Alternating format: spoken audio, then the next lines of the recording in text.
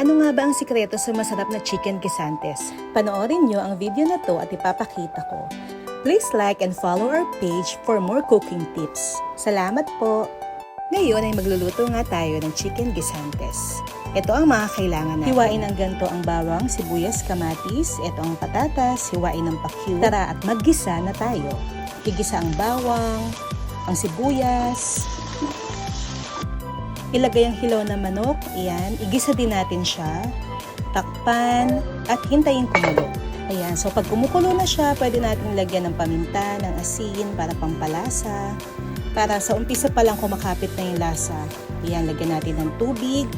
Ilagay na natin yung patatas para lumambot. Hintayin natin kumulo. Pag kumulo na, ilagay na natin ang guisantes.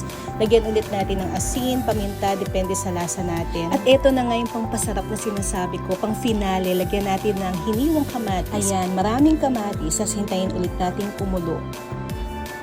Ang bango, sobrang bango niya. Promise, sobrang sarap niyan. Kakaiba yung guisantes kasi may kamatis, diba? Pero ang sarap, promise. Ayan, luto na siya. Ang ganda ng kulay, ang ganda ng itsura, nakakatakam. Tara, kain na!